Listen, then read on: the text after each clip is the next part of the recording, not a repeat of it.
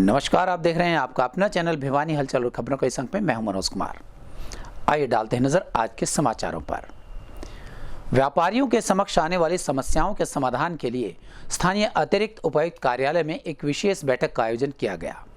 इस बैठक में सांसद धर्मवीर सिंह, विधायक घनश्याम सराफ, उपायुक्त RS ढिल्लों, पुलिस अधीक्षक अजीत सिंह एवं भाजपा जिला अध्यक्ष शंकर धूपड़ भी विशेष रूप से उपस्थित रहे। वहीं व्यापारियों को 22 सितंबर तक अपनी समस्याएं लिखित रूप में दिए जाने का आह्वान भी किया गया। व्यापारियों के समक्ष आने वाली समस्याओं के समाधान के लिए की गई बैठक में व्यापारियों द्वारा लिखित रूप से दी गई उनकी समस्याओं को शहर के चारों स्तंभ भिवानी महेंद्रगढ़ से सांसद धर्मवीर सिंह, विधायक घनश्याम सराफ, उपायुक्त RS ढिल्लों, पुलिस अधीक्षक अजीत सिंह शेखावत के समक्ष रखी गई। इस दौरान भाजपा जिला अध्यक्ष शंकर धूपड़ भी विशेष रूप से मौजूद रहे। भाजपा व्यापार प्रकोष्ठ के प्रदेश संयोजक बालकिशन अग्रवाल के मार्गदर्शन में इस मीटिंग का आयोजन किया गया। गौरतलब होगा कि गत दिनों भिवानी में भाजपा व्यापार प्रकोष्ठ द्वारा व्यापारियों का सम्मेलन आयोजन करवाया गया था, जिसमें 22 सितंबर तक व्यापारियों को अपनी समस्याएं लिखित रूप से देने का आह्वान किया गया था, ताकि भाजपा व्यापार प्रकोष्ठ अधिकारियों से मुलाकात कर उन समस्याओं का समाधान करवा सके। इस कड़ी में बुधवार को मीटिंग का आयोजन किया गया, जिसमें व्यापारियों द्वारा दी गई लिखित समस्याओं को सांसद, विधायक, उपायुक्त और SP के समक्ष रखा गया और उनके समाधान की मांग भी की गई। और जिसमें लगभग 4 घंटे तक हर डिपार्टमेंट को रिव्यू किया गया है। इस मीटिंग से कुछ पहले हरियाणा भिवानी के जो व्यापारी थे, उनकी भी जो समस्याएं शहर की थी, वो केवल व्यापारियों की समस्या नहीं थी, उनके सारे शहर की आम आदमियों की समस्या थी। चाहे वो पानी है, बिजली है, जाम है, करप्शन है, सारी चीज़ों को बड़ा विस्तार से समझ के उनके समाधान के लिए सारा जिला प्रशासन, माननीय DC साहब, AD साहब और पुलिस कप्तान सभी साथ थे। और कोशिश यही है कि उसका समाधान जल्दी से जल्दी निकले और उसको भी बाद में DC साहब 1 महीने के बाद दोबारा भी रिव्यू करेंगे कि कोई ऐसी बात तो नहीं रहेगी जिसका समाधान नहीं हुआ। ये सही है कि हमारा शहर हिसार, रोहतक की तुलना में कहीं न कहीं उतना विकास नहीं हो पाया जितना हम हिसार और रोहतक में देखते हैं। और इसीलिए आज एक और फैसला लिया, क्योंकि बहुत सी शिकायतें शहर के अंदर आ रही थी। तो शहर में पिछले 2 साल से जो भी डेवलपमेंट के काम हुए हैं, पानी की निकासी नहीं होती या जो मटेरियल है वो ठीक नहीं लगा, लोगों का पैसा वैसे चला गया। तो ये 2 साल के जितने भी काम हुए हैं, जिनकी शिकायतें बार बार मिलती थी, तो स्टेट विजिलेंस उनकी इंक्वायरी करेगा। उसके लिए हमने ये केस जिला प्रशासन की तरफ से वहाँ भेजा है। इसके अलावा बिजली, पानी, सड़क, सेंट्रल स्कीम या स्टेट स्पॉन्सर्ड स्कीम है जिनमें पैसा लगता है, खासकर एग्रीकल्चर डिपार्टमेंट, क्योंकि अब फसल आने वाली है। मुआवजा बाद में बड़ी दिक्कत आती है। इस बार हमारे इस ज़िले के कपास और मूंग दोनों की फसल लगभग ख़त्म हो चुकी है। तो चाहे वो कंपनियां मुआवजा दे या स्टेट गवर्नमेंट दे, ताकि उसका सही सर्वे किया जा सके, किसी की कोई शिकायत ना आए। क्योंकि बारिश 15 सितंबर से पहले चली जाती थी, इस बार लगता है कि 30 सितंबर तक बारिश रहेगी।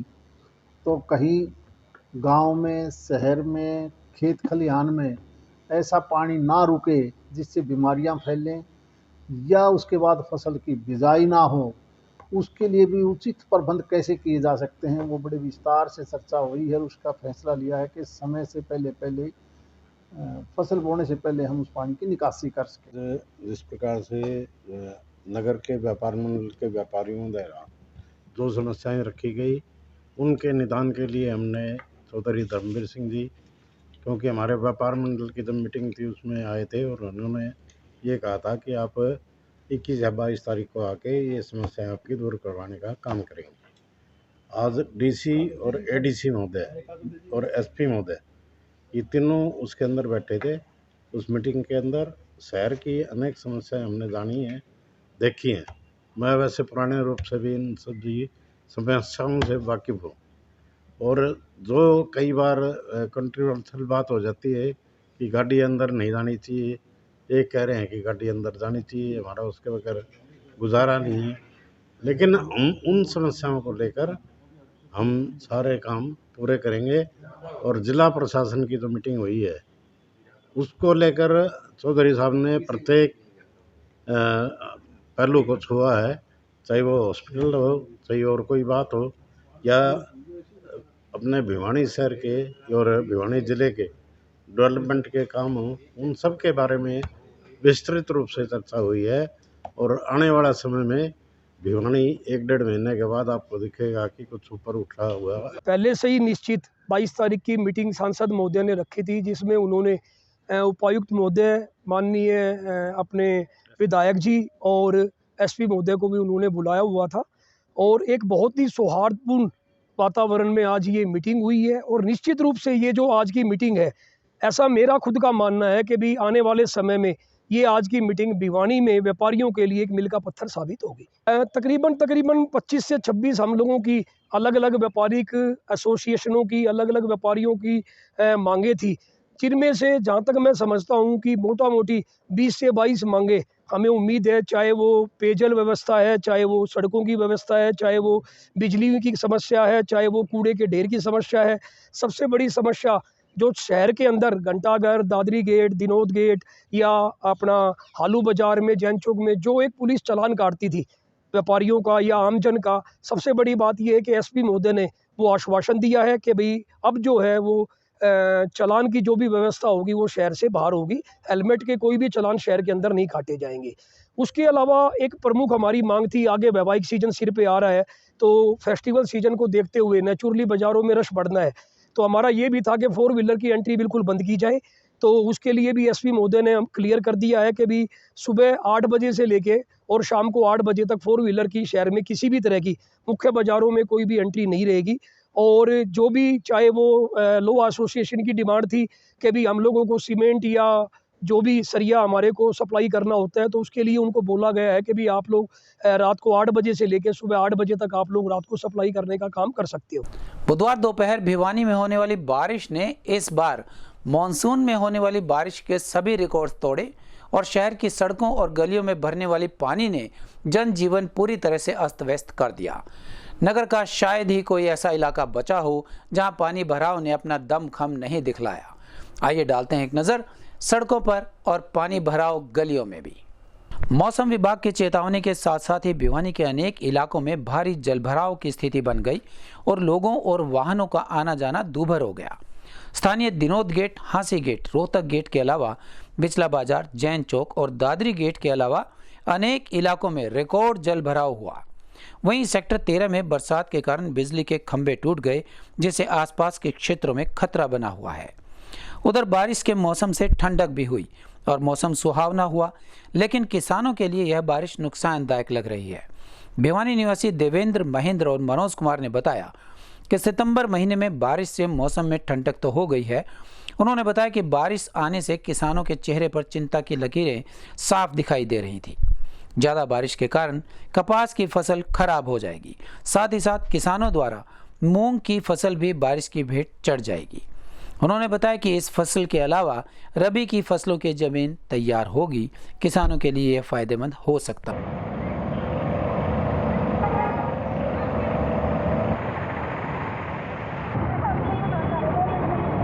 बारिश का मौसम था और 2 घंटे से लगातार बारिश हुई और इस बारिश से खेती में बड़ा नुकसान है। कपास की फसल तैयार है, बाजरे की फसल तैयार है, तो इस बारिश से किसान को काफ़ी नुकसान होगा और किसान को नुकसान होने का मतलब है कि आम जन को इसका नुकसान होगा। तो जी बारिश का तो फ़ायदा ही होता है ओवरऑल, किसी को फ़ायदा होता है किसी को नुकसान, लेकिन यदि ज़्यादा लोगों को फ़ायदा होता है तो वो अच्छा रहता है। और पानी तो वैसे ही धरती पे कम है, हमारे नॉर्थ इंडिया में जितने भी जलाशय है, जितनी भी नदियाँ, पहले पानी की बहुत कमी होती थी, लेकिन वो सबसे बढ़िया पानी की पूर्ति करने के लिए बारिश है। और बारिश का पानी भी शुद्ध होता है प्रकृति के लिए, पेड़ पौधों के लिए। हमारे किसान भाई जो जीरी जिनकी लगी उनको पहले डीजल से खेती करनी पड़ती थी, उनके लिए फ़ायदा। हाँ, हो सकता है कि जैसे कपास में इसका नुकसान हो, बट पानी का तो हमेशा फ़ायदा ही होता है। इस बार सितंबर के महीने में काफ़ी अच्छी बारिश हुई है, तो मौसम तो काफ़ी सुहावना हो गया, गर्मी से निजात मिल गई है।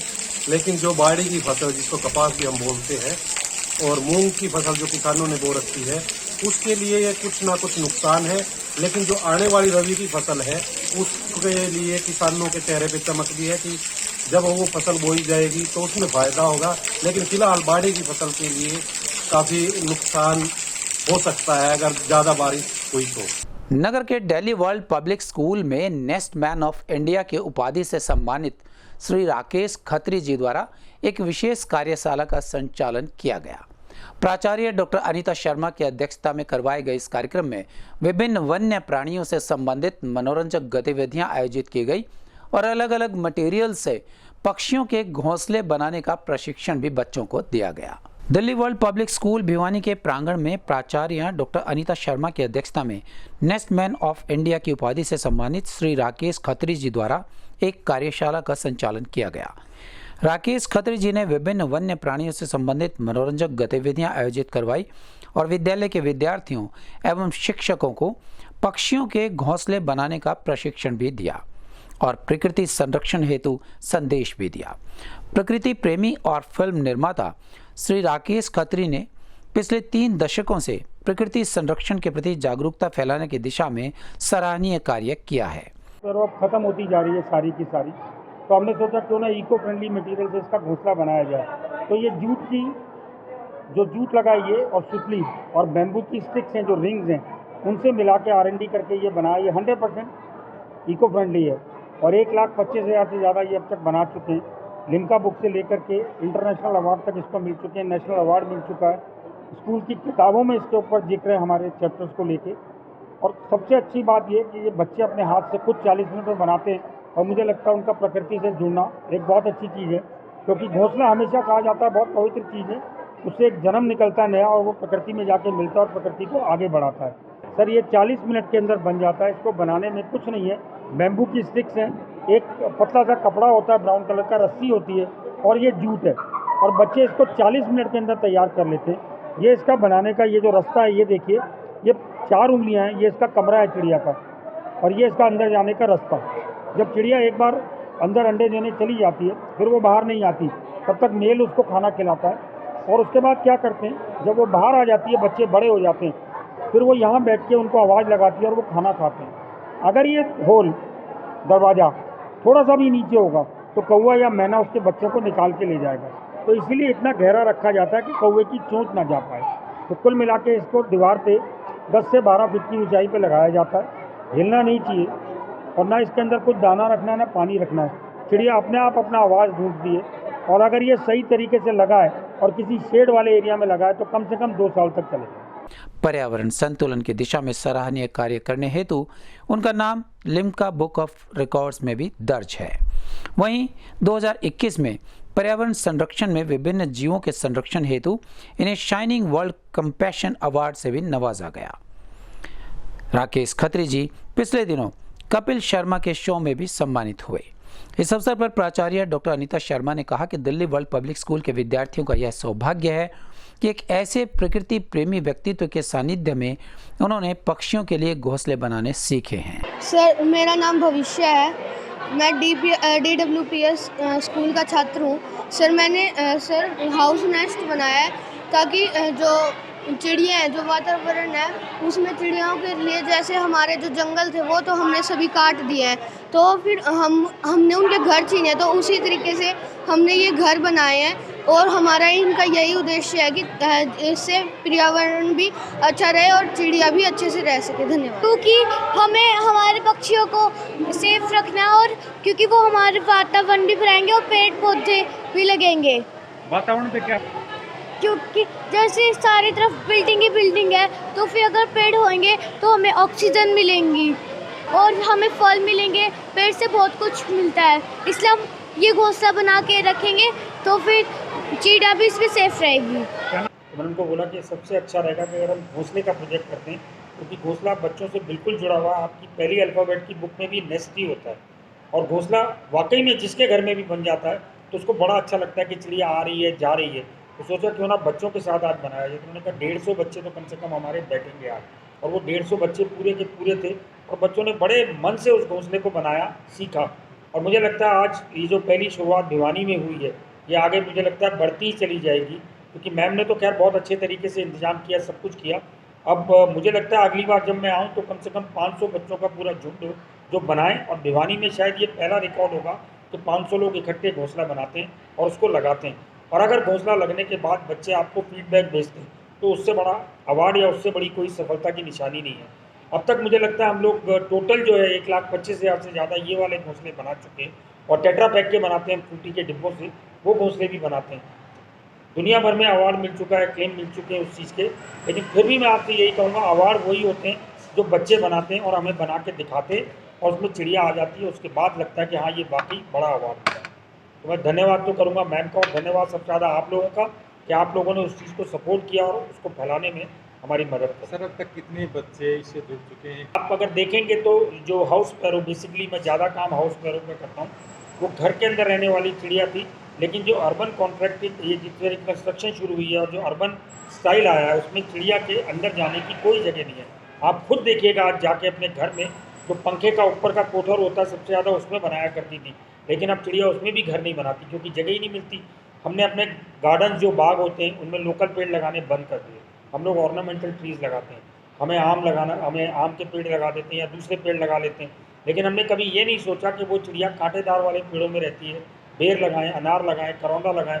सबसे अच्छा है कि बोगनविलिया के झाड़ लगाएं हम, जो उसका सबसे मुफीद जगह है। हम क्या करते हैं, बुशेस हमने पार्क से हटा दी, सीमेंटेड ट्रैक लगा दिए।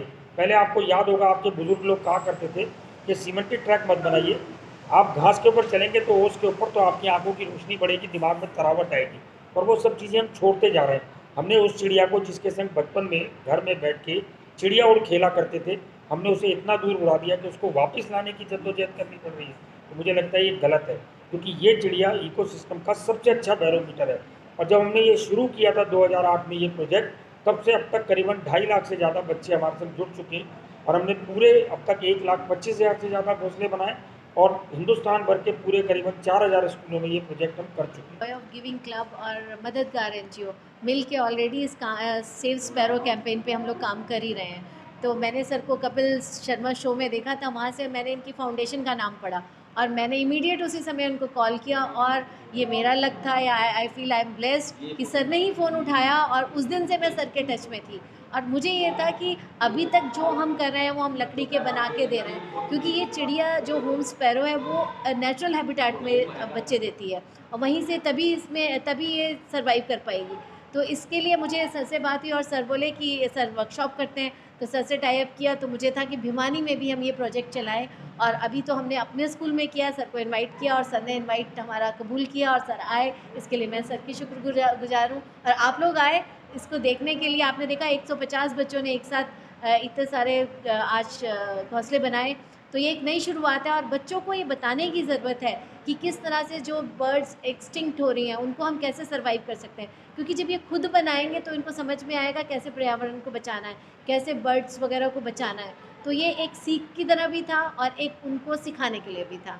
तो इसलिए ये वर्कशॉप हमने स्कूल में करी, और ये भिवानी में एक नया कदम है। मैं तो चाहूँगी कि पूरा भिवानी इसमें हमारे साथ जुड़े।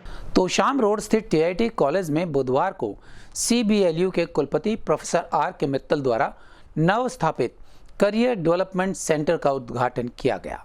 प्रोफेसर मित्तल ने कहा कि भूमंडलीकरण के इस दौर में उच्च शिक्षण संस्थाओं में करियर डेवलपमेंट सेंटर का होना अति आवश्यक है। इस अवसर पर अनेक विद्यालयों के प्राचार्य और युवा मौजूद रहे। राज्य के प्रतिष्ठित शिक्षण संस्थान टीआईटी कॉलेज में भिवानी के चौधरी बंसीलाल विश्वविद्यालय के कुलपति प्रोफेसर R.K. मित्तल ने बुधवार को नव स्थापित करियर विकास केंद्र का उद्घाटन किया। इस दौरान प्रोफेसर मित्तल ने इस बात पर बल दिया कि भूमंडलीकरण के दौर में उच्च शिक्षण संस्थाओं में करियर विकास केंद्र का होना अति आवश्यक है। प्रोफेसर मित्तल ने कहा कि टीआईटी के पास उच्च शिक्षा और विशेष रूप से इंजीनियरिंग शिक्षण में 78 वर्षों का अनुभव है, और करियर विकास केंद्र की स्थापना कर TITS ने निजी शिक्षण संस्था के रूप में पहल की है। ऐसा करियर विकास केंद्र सभी महाविद्यालयों में होना चाहिए, जिससे छात्र अपने करियर के अनुसार प्रासंगिक कौशल प्राप्त कर सकें और अपनी क्षमताओं में वृद्धि कर अच्छे भविष्य की ओर अग्रसर हो सकें। कार्यक्रम का प्रारंभ मां सरस्वती वंदना के साथ हुआ। उद्घाटन समारोह में जिले के अधिकतर विद्यालयों के प्राचार्य और युवा मौजूद रहे। टीआईटी के निदेशक प्रोफेसर G.K. त्यागी ने बताया कि संस्थान ने चेक गणराज्य के विश्वविद्यालय, ऑस्ट्रेलिया के वॉलमार्क, IIT मुंबई इत्यादि अग्रणी संस्थानों के साथ अनुबंध किया है और छात्रों के लिए योग्यता अभिवृद्धि प्रमाणन की व्यवस्था भी की है।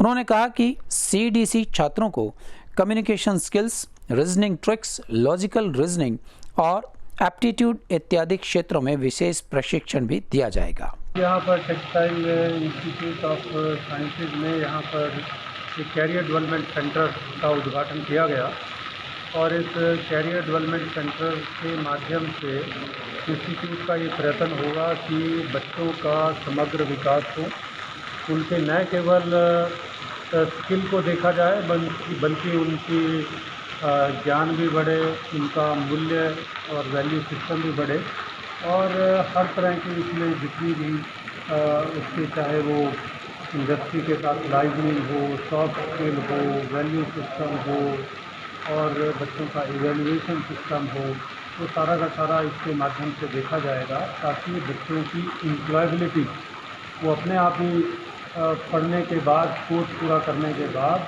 उनकी नौकरी आराम से लग सके। और यह प्रक्रिया अंतिम वर्ष में नहीं होगी बल्कि शुरू से बच्चों को जैसे ही एडमिशन होता है उससे शुरू होगी और मुझे पूरी उम्मीद है कि इसको न केवल इस इंस्टीट्यूट के बच्चों को फ़ायदा होगा बल्कि इस क्षेत्र के सभी जो विद्यालय हैं, महाविद्यालय, स्कूल और इवन हमारी यूनिवर्सिटी, वहाँ तक हम सब मिलकर इसके इंस्टीट्यूट के प्रयत्नों का, इस सेंटर का लाभ उठा सकें। हरियाणा रोडवेज वर्कर्स यूनियन संबंधित सर्व कर्मचारी संघ के आह्वान पर भिवानी बस स्टैंड परिसर में एक बैठक का आयोजन किया गया। इस मौके पर राज्य प्रधान एवं प्रदेश महासचिव ने कहा कि राज्य सरकार सभी विभागों का निजीकरण कर उन्हें बर्बाद करने पर तुली हुई है। इस संदर्भ में प्रदेश के सभी डिपो पर 14 अक्टूबर को एक दिवसीय धरने का आह्वान किया जाएगा। हरियाणा रोडवेज वर्कर्स यूनियन संबंधित सर्व कर्मचारी संघ के आह्वान पर भिवानी बस स्टैंड परिसर में कन्वेंशन संपन्न हुई। कन्वेंशन की अध्यक्षता डिपो प्रधान अजीत कालवास ने की। इस मौके पर यूनियन के राज्य प्रधान इंद्र सिंह बधाना व प्रदेश महासचिव सरबत सिंह पूनिया, राज्य वरिष्ठ उप प्रधान नरेंद्र दिनोद ने कर्मचारियों को संबोधित करते हुए कहा कि सरकार हरियाणा रोडवेज सहित सभी विभागों का निजीकरण कर बर्बाद करने पर तुली हुई है। बदाना और पूनिया ने बताया कि सरकार कर्मचारियों की लंबित मांगों का समाधान करने के बजाय पहले से ही मिल रही सुविधाओं को छीन रही है। उन्होंने बताया कि 23 सितंबर को गुरुग्राम में नूंह, पलवल, फरीदाबाद, रेवाड़ी, झज्जर, गुरुग्राम डिपो, 25 सितंबर को पानीपत में सोनीपत, पानीपत, करनाल और दिल्ली डिपो, 29 सितंबर को अंबाला में पंचकुला, यमुनानगर, अंबाला और चंडीगढ़ डिपो और 30 सितंबर को कैथल में कुरुक्षेत्र, जींद और कैथल डिपो की कन्वेंशन होगी। इन कन्वेंशंस में प्रांतीय नेता वर्तमान सरकार की निजीकरण नीतियों पर चर्चा करते हुए निर्णायक आंदोलन के लिए प्रेरित कर रहे हैं। उन्होंने यह भी कहा कि 9 और 10 अक्टूबर को यूनियन राज्य कार्यकारिणी की 2 दिवसीय स्कूलिंग कर्मचारी भवन रोहतक में होगी। प्रांतीय नेताओं ने बताया कि कर्मचारियों की लंबित मांगों को लेकर 14 अक्टूबर को प्रदेश के सभी डिपो में 1 दिवसीय धरना दिया जाएगा। मैं सरबत पुनिया, प्रदेश महासचिव हरियाणा रोडवेज वर्कर यूनियन। आज का जो प्रोग्राम है ये भिवानी डिपो के अंदर कन्वेंशन है। तमाम कार्यकर्ता और पदाधिकारी इसमें शामिल हैं।